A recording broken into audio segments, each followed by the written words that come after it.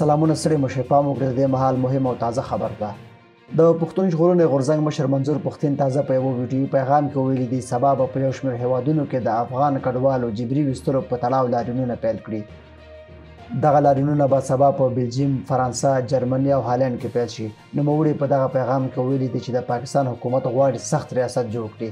دغه ریاست د امریکا لپاره انګلستان لپاره نه جوړیږي بلکې د افغانانو او پښتنو د بېلوالي لپاره جوړیږي.